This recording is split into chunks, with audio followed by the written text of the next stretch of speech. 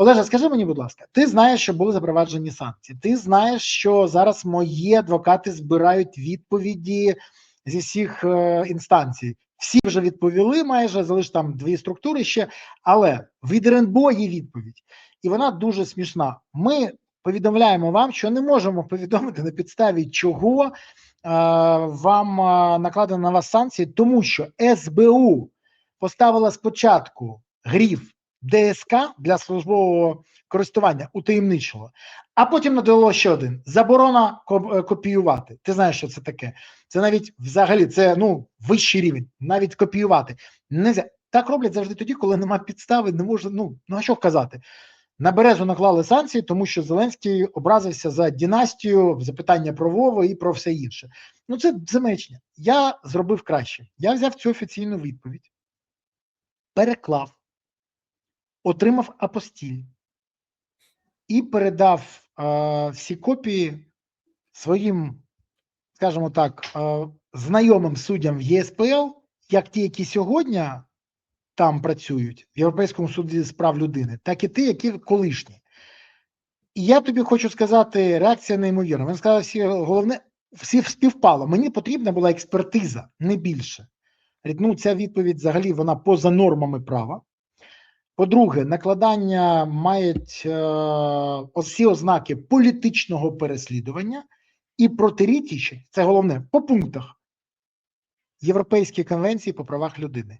А головне, це протирічить не просто конвенції по правах людини, а заважає Україні просуватися в першому кластері Fundamentals.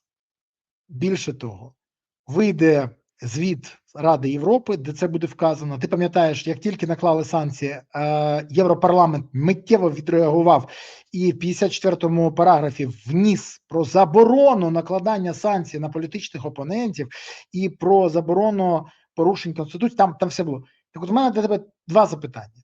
Перше. А це нам буде мати наслідки через Fundamentals? Це перше.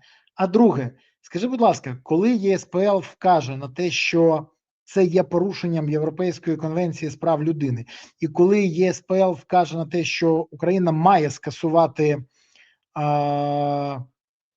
ці санкції, це ж буде ознакою того, що було порушена Конституція? А це ж теж якось карається, але вже в Україні? Не нагадаєш, як? І це друге запитання, може перше, воно дуже коротке. І чи буде це мати наслідки в питаннях просування по Fundamentals? Мінімум перевищення повноважень, а у випадку Конституції президента це узурпація, якщо я правильно пам'ятаю. Тому це аукнеться дуже-дуже боляче. Нагадаю, коли 7 липня ввели по тобі санкції, свій короткий... Це перелік, вибач, будь ласка, це перелік всіх тих, хто порушив Конституцію, бо вони підписали. Клименко. Ага. Зеленський, Буданов, Загородній, Клименко, Кравченко, Ляшко, Марченко, Сибіга, Сирський, Соболєв, Стефанчук, Умєров, Федоров, Шмигаль. До Федорова окреме питання. Досі не покаявся. Так активно бореться зі всім і досі не покаявся за порушення Конституції.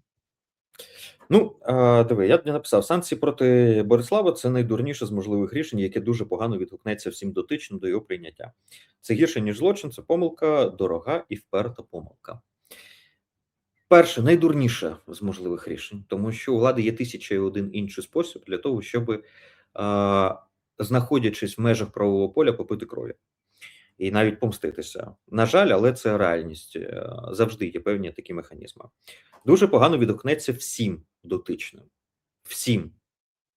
Тому що в цьому випадку і СБУ, яке подавало, відповідно, підпис голови СБУ, скоріш за все, має бути, відповідно, Рада безпеки, яка приймала це рішення. Підписав міністр, виконуючий обов'язки міністра оборони Хмара.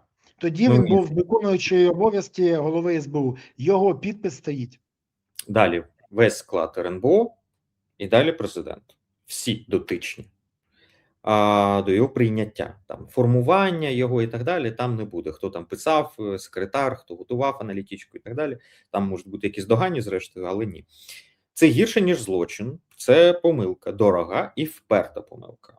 Дорога, бо вона обійдеться дорого з точки зору ресурсів різних.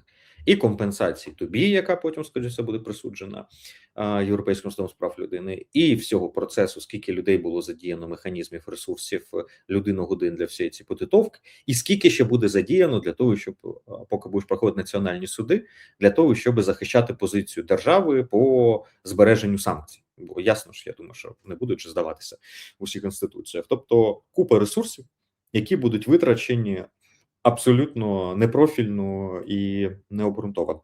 Ну і вперто. Бо я не думаю, що на якомусь етапі відступлять назад, бо самі санкції були вже ознакою того, що раціональності тут нема. Повертаємося на самий початок. Раціонально можна було псувати життя багатьма іншими способами. А це не від інтелекту відбулося, а від емоцій, від істерики. І тому в поданні СБУ, я думаю, що там, якщо розсекретять, буде написано, бо сильно хотілося. Чому санкції? Бо сильно хотілося. І все. Бо якоїсь нормально внятної я позиції не думаю, що там могла би бути. Мене від самого початку штурмували буквально питаннями: от як ти можеш, от з Березою ж ефіри, ви разом пишете, так далі. Він же такий упереджений, і от зараз же санкції вводять тощо. На що я відповідав? Слухайте, якщо є докази, то є судовий процес, ідуть в суд. Якщо є такі докази, немає людей, немає ресурсів, щоб медіакампанію зробити на підтримку такого суду. Та всі телеграм-канали би гуділи би тим, що от дані про те, що, не знаю, там Береза щось і так далі. Якщо всього До речі, це гарна назва. Береза щось. Це суперова назва. Назва компанії. Да, це щось. Береза – це щось. Але і якщо всього цього нема, якщо засекречують подання І забороняють копіювати, то про що ми взагалі говоримо? Ну, тобто, це всі ознаки того, що за цим нічого нема. Бо було би щось, публікували би. Якщо було би щось, я би особисто вийшов би і вибачив, сказав, знаєте, от з таким негідником вів ефір і так далі, не міг подумати навколо пальця. Але зараз в мене є 1001 причина сказати, що ні, я бачу зворотнє. І навпаки, мені не дала українська влада жодної причини запідозрити в чомусь поганому Березу, не дивлячись на те, що да, це політичний опонент, так, це людина в упередженому ставленні до Зеленського, якого не приховує, зрозуміло, що і моя участь тут в ефірах, вона не в тому, щоб погоджуватися з тобою, Берслава, а вона в тому, щоб ми дискутували, і аудиторія це чудово знає і бачить. І тому я не бачу жодної причини, і це відповідав всім тоді, для того, щоб зараз змінювати якось своє відношення і змінювати якось нашу традицію добре виходити щоп'ятниці в ефіри. І далі всі кроки влади демонструють, що от допис, перша реакція. Я поки що не те, що не готовий відмовитись чи переглянути жодне зі слів цього допису, а я готовий його цитувати. На жаль, ти правий, і я єдине, що хотів сказати. Мене запитали нещодавно. Я доповню одну річ, доповню потім, вибач. По євроінтеграції і ЄСПЛ. Так. Треба розуміти, я просто зараз фразу скажу і все, і далі. Мені запитали, Берез, ти ж розумієш, що це буде шкодити європросуванню? Я кажу, почекайте, що значить я буду шкодити? Ті, хто запровадили санкції, шкодять. Це як казати, не можна розповідати про корупцію, бо це підриває довіри до влади. Тобто корупцією займатися можна, будинок в династії будувати можна, двушечку на Москву відправляти можна, а казати про це не можна. Шановні, ви або хрестик зніміть, або трусики надягніть. Тут одну з двох. Вибачте. Це як і з гвалтуваннями з усім, знаєш, там із серії священик який-небудь гвалтівник, але треба про це мовчати, бо він так літургію веде, бо так. Ну, із серії. Це абсолютно розхожа історія.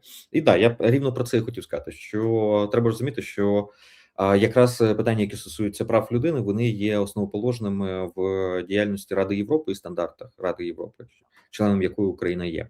А вони нерозривно пов'язані з Accession Plan, тобто планом вступу України в Європейський Союз. Тут монітори європейські часто і густо спираються, взагалі дуже тісно взаємодіють з моніторами Ради Європи, куди відноситься Європейський суд з прав людини. Він не в Європейському Союзі, він в Раді Європи, в архітектурі Ради Європи. І тому прямий зв'язок між подібними справами і оцінкою виконання стандартів в частині fundamentals. І тому такі справи, вони можуть серйозно, мається на увазі така діяльність, введення таких санкцій, всього іншого, можуть серйозно підривати на певних етапах євроінтеграційний процес і буквально його пробуксовувати. Тому, коли говорять про те, що ми маємо швидко в Європейський Союз, оцим рішенням нам створили, тим, що вводять таким чином санкції, додаткові перешкоди на цьому шляху. І, на жаль, це ж там не перший випадок і не перша сфера, в якій подібне відбувається. І потрібно розуміти, що це судини, які дуже і дуже навіть сполучуються. Ну, що я можу сказати? Мені от тут нема чого додати. Єдине, що я дуже не хотів починати цю справу, але ж не я перший почав. А далі все зрозуміло. І тут головне пам'ятати, порушення одної людини – це може бути випадковість. Порушення прав декількох людей – збіг обставин. Але коли системно це робиться, то, вибачте, це вже система. І порушення Конституції, 100% ведуть нас не до Європи, а до російської кальки. Нам тут Росія не потрібна.